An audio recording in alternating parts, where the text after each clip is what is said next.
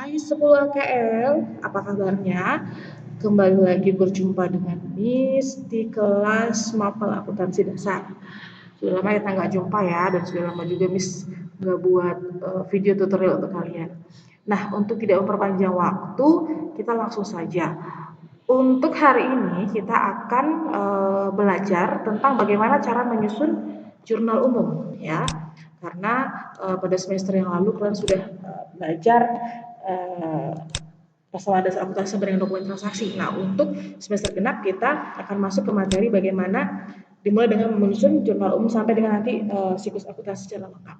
Nah, jadi yang perlu kalian pahami di sini ya, yang perlu kalian ingat adalah yang pertama tentang apa itu sih jurnal umum. Nah, ketika kalian sudah bisa memahami apa itu jurnal umum, maka harapannya kalian juga akan paham kegunaan jurnal umum itu apa seperti itu ya. Nah, langsung saja ya.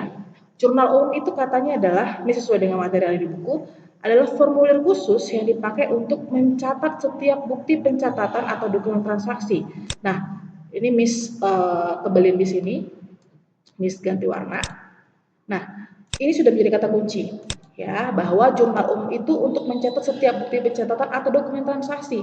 Nah, kalau begitu, sumber pencatatannya dari jurnal umum itu apa? Ya, sudah jelas bahwa sumber pencatatannya adalah bukti pencatatan atau dokumen transaksi. Itu adalah materi sebelumnya sudah kita pelajari di semester ganjil.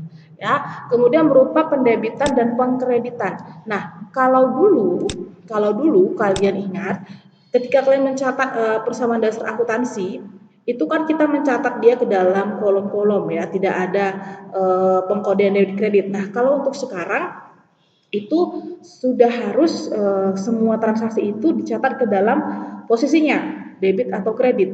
Nah, jadi gimana Miss? Nah, kalau bicara tentang ini, kalau bicara tentang pendebitan dan pengkreditan, kan harus ingat kembali yang ini, aturan debit dan kredit yang minggu lalu sudah kita pelajari.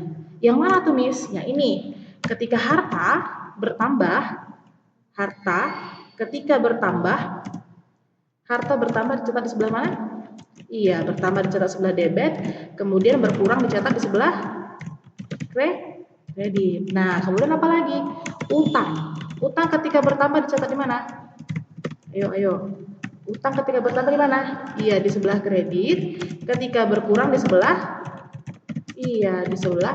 debit. Nah, jadi ini yang harus kalian ingat kembali. Makanya kenapa saya bilang kalian wajib paham tentang aturan debit kredit kan harus hafal. Karena gunanya nanti ketika akan mencatat jurnal umum. Oke, sekarang mengingat ya. Harta, utang, apa lagi? Modal. Modal ketika bertambah akan dicatat di sebelah kredit. Ketika berkurang di sebelah debit. Selesai harta, selesai utang, selesai lagi. Pendapatan ketika bertambah catat di sebelah kredit. Ketika berkurang akan catat di sebelah debit. Nah, apalagi?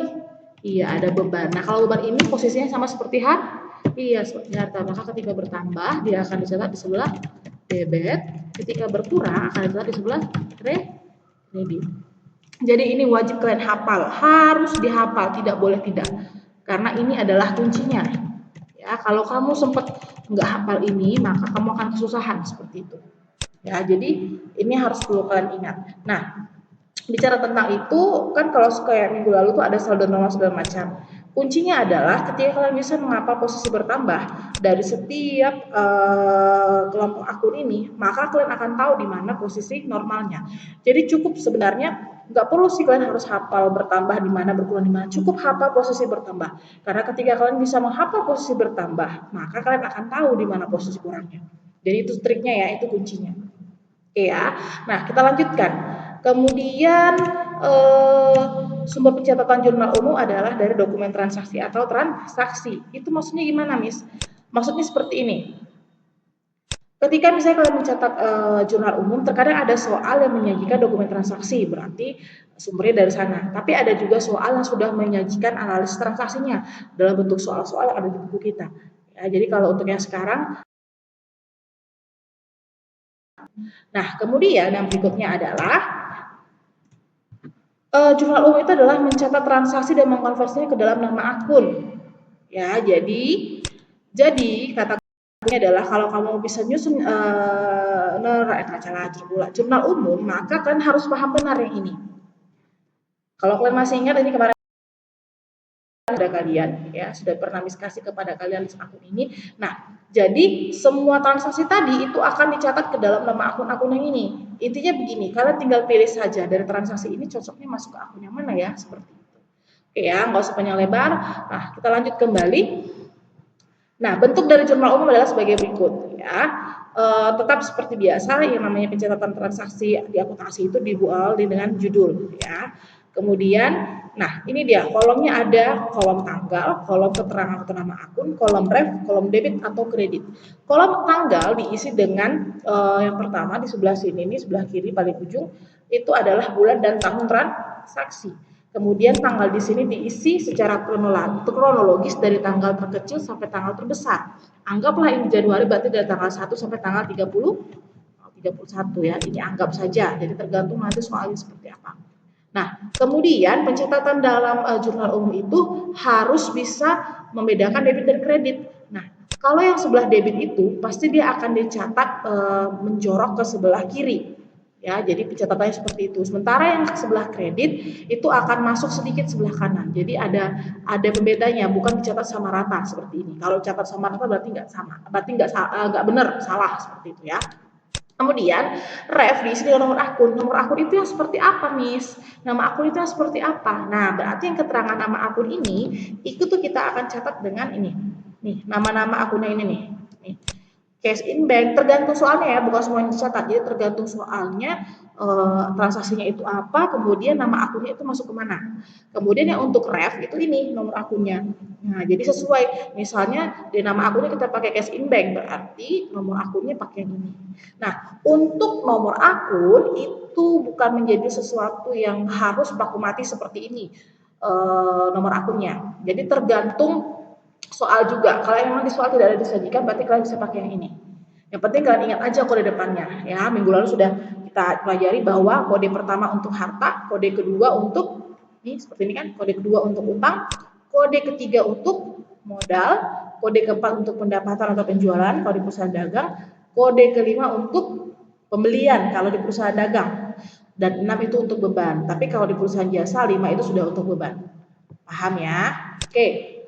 Maka sekarang kita coba masuk ke contoh soal. Seperti apa sih Miss maksudnya yang Miss katakan ini dan bagaimana secara nyusunnya seperti itu ya. Nah, jadi di sini Miss sudah punya satu contoh soal. Ini kebetulan tidak ada di buku kalian, jadi ini ada di buku Miss, di catatan Miss maksudnya. Jadi lihat saja di sini. Nanti Miss juga akan lampirkan contohnya ke kalian untuk dipelajari. Nah, saya punya transaksi milik service kontras. Nah, jadi sekarang kalian sudah mulai harus menganalisa ini kayak mana ya catatannya seperti itu. Nah, sudah jelas di sini bahwa transaksinya milik service kontras, berarti dia ini punya jasa servis seperti itu. Kemudian di soalnya ini dia sudah sajikan akun-akun apa aja yang harus dibuka. Nah, saya bisa katakan bahwa ini akan dipakai sebagai alat bantu untuk kalian. Ya, kenapa saya bilang alat bantu? Karena ini akan mempermudah kalian ketika melihat transaksi ini, nama akun yang dipakai yang mana ya, seperti itu.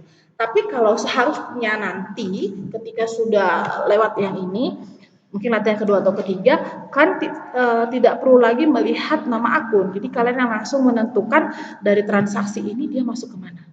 Nah, sekarang coba kita coba kerjakan contoh soalnya. Ya. Yang pertama, pembayaran gaji karya. Oh, sebelumnya saya lupa. Yang namanya pencatatan di jurnal umum itu minimal ada dua posisi, ada dua akun. Artinya ada satu akun yang dicatat di sebelah debit.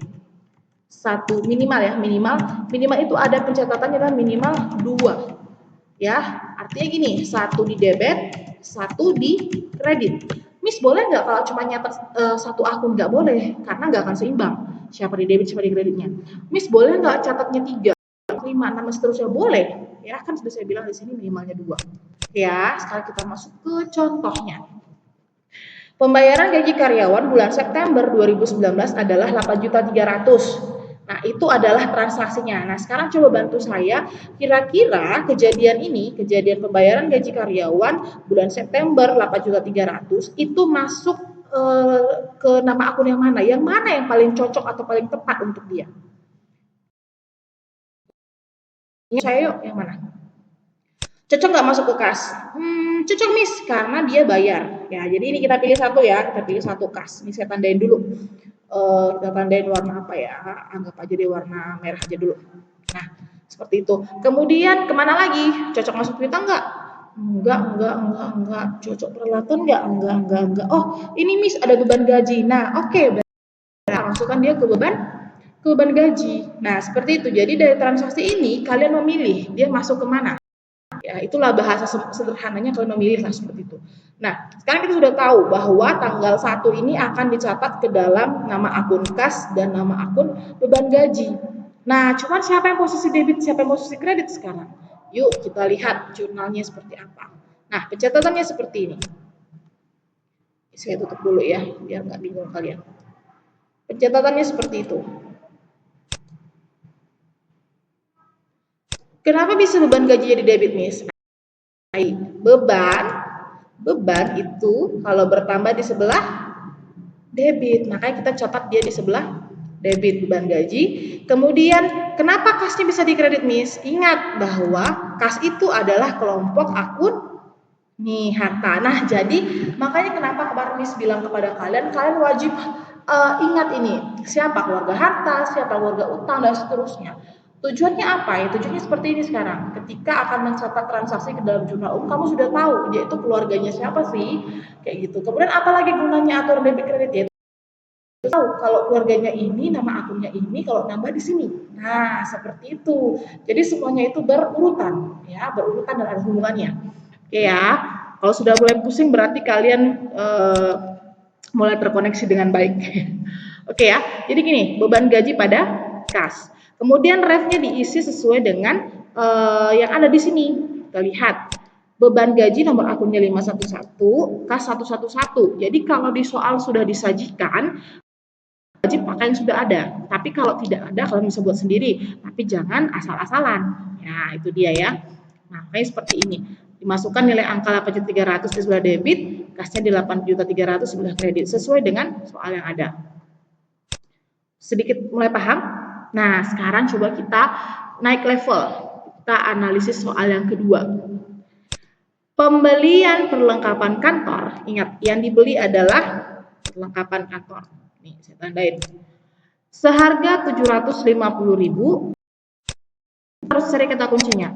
Dan perlengkapan servis nih seharga 800 dibayar secara tunai. Ingat, kalau bayar tunai pasti berhubungan dengan kas. Nah, berarti Miss kira-kira ada berapa pencatatannya nih di tanggal 2 ini, Miss? Kayaknya lebih dari 2 deh, Miss. Benar nggak? Iya benar. Karena apa? Karena yang pertama dia beli perlengkapan kantor, kemudian dia beli perlengkapan servis, dan dibayar secara tunai. Berarti ada 3 jenis pencatatan. Mari kita lihat, bukan 3 jenis pencatatan ya, tapi 3 nama akun yang dicatat. Kita lihat kuncinya. Benar nggak sih yang dibilang sama Miss Evi itu? Seperti ini. Perlengkapan kantor, perlengkapan servis pada kas. Kenapa bisa didebit perlengkapan kantor servisnya kasnya di kredit, Miss? Ya, kita lihat lagi nih soalnya ya. Kita kembali ke soal. Dia beli. Logikanya kalau kamu dulu punya perlengkapan kantor 500.000, kamu beli lagi 750.000, berarti perlengkapanmu bertambah atau berkurang? Bertambah, Miss. Terus kenapa bisa didebit? Ya, ingat lagi yang Miss bilang tadi. Nih, perlengkapan itu keluarganya siapa sih? Perlengkapan itu keluarganya harta ketika bertambah dicatat di sebelah debit. Makanya kita catatnya seperti ini. Tuh, seperti itu. Kenapa bisa kasih di kredit, Miss? Kan kamu belinya secara tunai. Kalau kita beli secara tunai berarti uang kita uang kita keluar, uang kita berkurang. Kas itu masuk keluarga siapa? Keluarga harta, seperti itu. Paham ya? Mulai paham ya, sedikit-sedikit ya. Jamin lah, bisa lah kalian. Oke, next level kita lanjut ke tanggal berikutnya. Pembelian sebuah kendaraan, saya tandai di sini ya. Kenapa saya tandai? Kita harus cari fokusnya. Apa sih yang dicatat dari transaksi ini? Pembelian sebuah kendaraan untuk angkutan peralatan dan karyawan seharga 50 juta. Dibayar tunai hanya 1 juta dan sisanya dibayar kemudian. Aduh Miss, ini apa lagi? Oke, nggak usah bingung. Lihat saja kata kuncinya. Yang dia beli apa? Yang dia beli pertama adalah kendaraan. Kalau kamu punya kendaraan, terus kamu beli lagi, kendaraanmu nambah atau kurang? Nambah, Miss. Nah, sekarang pertanyaannya, kendaraan itu masuk ke mana? Kendaraan itu masuk ke keluarga harta. Ya, di sini juga jelas ada nih kendaraan. Kendaraan, ini dia kendaraan. Nah, seperti itu. Masuk ke sana. Kemudian kendaraan itu dibeli, berarti kendaraannya bertambah. Coba kita lihat bagaimana pencatatan sebelah debitnya. Ya, benar, kendaraannya bertambah. Bertambah 50 juta, tetapi dia belinya itu secara tunai. Nih, harga kendaraan kan 50 juta, dia beli tunai 10 juta. Berarti 10 juta yang kita bayar itu apa? Pengaruhnya kemana? Iya, pengaruhnya pasti ke kas. Nah, jadi kasnya pasti berkurang. Ya, kemudian dia bilang sisanya dibayar kemudian. Nah, sekarang kita sudah dapat pencatatan nih. Debit 50 juta, kreditnya juga 10 juta. Sudah nih, sudah dapat kan catatan debit kredit, berarti udah selesai dong. Benar, kalau sudah ada. Tapi nilainya nggak balance. Yang namanya pencatatan jurnal itu harus balance debit kreditnya. So, berarti ada selisih berapa? Ada selisih, kita perhatikan. Selisihnya berapa? 40 juta. Nah, 40 juta yang belum kita bayarkan itu namanya apa, Nak? Iya, 40 juta yang belum kita bayarkan itu namanya adalah utang. Ketika utang bertambah dicatat di sebelah mana? Kredit. Maka seperti inilah pencatatannya. Tuh, seperti ini. Paham ya? Paham ya, Nak? Mungkin agak panjang nih penjelasannya, jadi kalian nggak boleh skip, harus lihat. Oke? Next, kita lanjut ke soal yang berikutnya. Pembayaran sewa kantor. Ini kata kuncinya, dia bayar sewa untuk 3 tahun sebesar 36 juta. Nah, sesuatu yang sudah kita bayarkan untuk masa yang panjang, bukan masa saat ini, pasti kata kuncinya ada kata-kata dibayar di muka. Jadi yang mana kita pakai ya? Oke, ini Miss, kita pakai akun sewa dibayar di muka. Jadi ketika kamu bayar sewa kamu, maka sewa kamu posisinya akan bertambah. Maka seperti ini pencatatannya. Ini yang mana nih? Ups, ada yang di ini ya.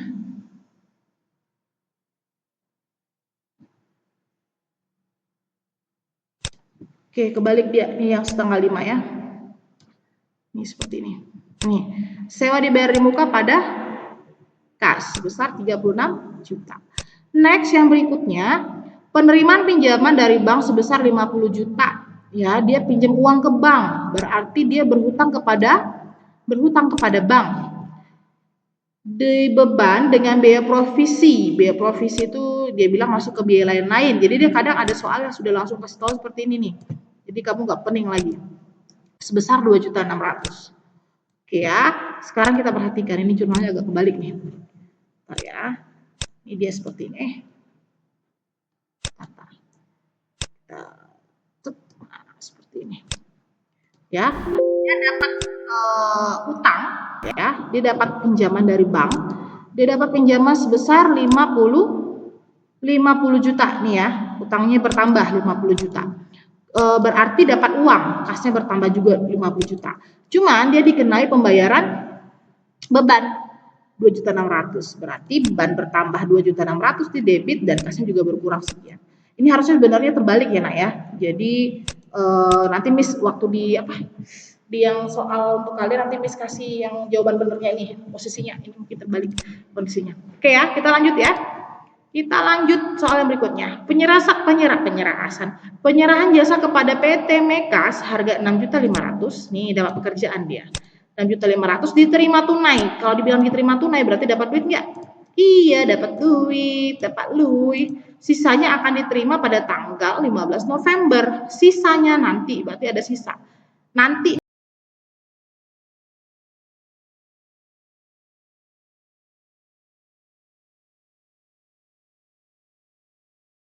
kira-kira masuk ke mana yang paling tepat? Iya Miss, ini dia masuk ke pendapatan jasa. Berarti kita dapat pendapatan jasa 6.500.000. Hanya saja 6.500.000 itu belum kita terima semua uangnya. Yang kita terima baru hanya 2.500.000. Maka bagaimana pencatatannya? Yuk kita lihat, check it out. Nah, seperti ini. Pendapatan jasa 6.500.000. Kenapa bisa dikredit, Miss? Jelas, pendapatan jasa ketika bertambah akan dicatat di sebelah kredit. Nah, makanya dicatat seperti ini. Jadi, kalau ada seperti ini, kalian catat itu yang punya nilai dulu. Ya, 6.500.000, kemudian yang sudah diterima uangnya itu hanya 2.500.000. Nah, kan nggak balance nih. Kalau misalnya ini belum ada ya, misalnya ini belum ada, pasti akan seperti ini dan kalian akan bingung. Lah, di kredit 6,5, di debit 2,5, ada selisih dong berapa? 4 juta. Nah, 4 juta kan sudah dibilang tadi di sini kalau dia bilang bahwa 4 juta itu atau sisanya akan diterima nanti. Yang sudah kita kerjakan tapi belum kita terima uangnya, masuk ke mana itu? Iya, masuk ke piutang. Nah, makanya pencatatannya di sini seperti ini jadinya. Tuh, kalau kalian bisa lihat. Tuh, piutangnya 4 juta. Paham ya, Nak? Oke, next kita lanjut. Pembelian tunai. Kata kuncinya adalah pembelian tunai, berarti kasnya berkurang. Mesin tik dan peralatan kantor sebesar 3.800.000. Yang dia beli adalah mesin tik dan peralatan kantor. Nah, sekarang coba kita lihat apakah di sini ada akun mesin tik? Tidak ada. Apakah ada akun peralatan kantor? Ada. Berarti kalau begitu, maka pencatatannya akan dimasukkan ke dalam akun peralatan kantor. Maka pencatatannya seperti ini. Peralatan kantor kamu bertambah karena kamu beli dan kasmu berkurang. Ya, next lanjut.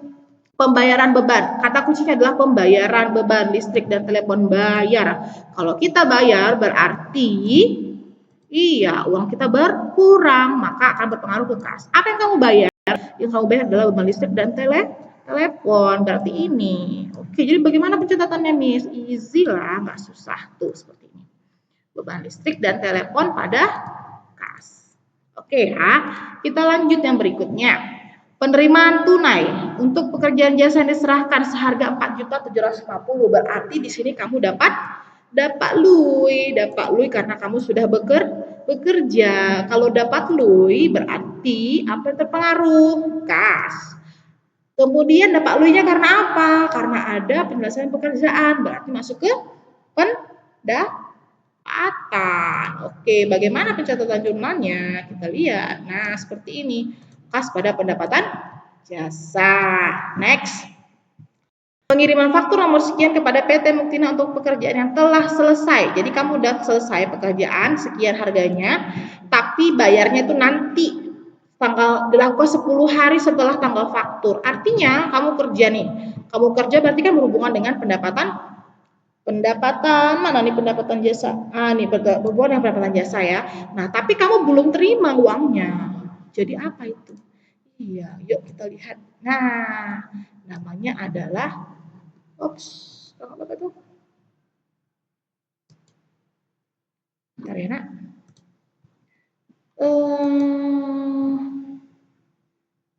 Pokoknya selesai saga kemudian dilakukan. Oke, ini berarti ini ada sedikit miss. Berarti tanggal 18 ini bukan kas pada piutang harusnya. Tapi apa? Ada yang bisa bantu saya? Ada yang bisa bantu saya? Pengiriman faktur kepada PT Muktina untuk pekerjaan yang telah selesai seharga sekian, bayaran nanti. Berarti ini bukan ini, harusnya apa? Iya, harusnya adalah piutang usaha pada pendapatan. Ya, jadi sengaja nih Miss Tibak. Bisa nggak kalian bantu Miss seperti itu. Nomor akunnya silahkan disesuaikan dengan yang ada di sini. Piutang itu apa nomor akunnya? 112 pendapatan 411. Oke, next lanjut. Tanggal berapa lagi? Tanggal 21. Pembayaran utang. Nah, sekarang kita bayar utang. Bayar utang, kalau kita bayar utang berarti uang kita nambah atau kurang. Jangan ada yang bilang uangnya nambah. Kalau gitu saya mau utang terus biar uang saya nambah. Kalau kamu bayar utang berarti akan berpengaruh ke kas dan juga pasti ke utang. Jadi kalau bayar utang, utangnya nambah atau kurang? Yang jelas utangnya berkurang. Kenapa bisa di debit, Miss? Ya sudah jelas ini.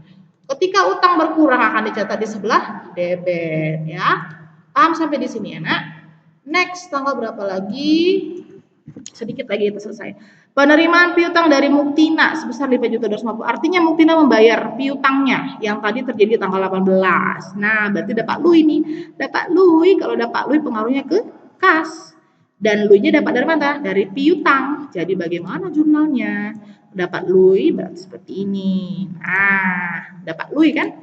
Dan piutang Kenapa nggak pendapatan jasa, Miss? Kalau kas pada pendapatan jasa berarti artinya kamu dapat duit karena ada pembayaran, kamu dapat duit karena kamu kerja langsung dibayar. Kalau pendapatan jasa. Tapi kalau piutang berarti ini ada pelunasan dari sesuatu yang belum dibayarkan kemarin.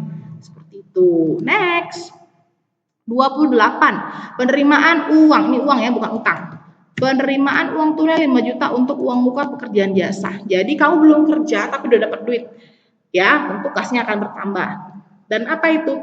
Nah, kalau di akuntansi dikenal dengan istilah pendapatan terima di muka atau utang pendapatan. Nah, maka masuk ke sini. Maka jurnalnya seperti apa? Seperti ini. Nah, itu dia. Terakhir, bayar macam-macam beban. Bayar beban pemeliharaan kendaraan dan beban lain-lain. Bayar beban pemeliharaan kendaraan. Apakah ada beban pemeliharaan kendaraan di sini? Nggak ada, Miss. Beban lain-lain yang ada. Oke ya, jadi sekarang kita lihat bagaimana pencatatannya. Seperti ini. Harusnya sini ada sih satu akun lagi cuma tertinggal. Nah, jadi seperti itulah. Selesai nanti semua dicatat semua akun ini, kalian silahkan total dan hasilnya ini harus balance. Kalau nggak balance berarti ada yang salah. Oke, itu saja untuk hari ini penjelasannya. Semoga bisa membantu kalian untuk mengerjakan latihan soal yang nanti Miss kasih kepada kalian. Oke ya, terima kasih untuk partisipasinya. Sampai jumpa di pertemuan berikutnya. Tetap semangat dan jaga kesehatan di masa pandemi. Sampai jumpa.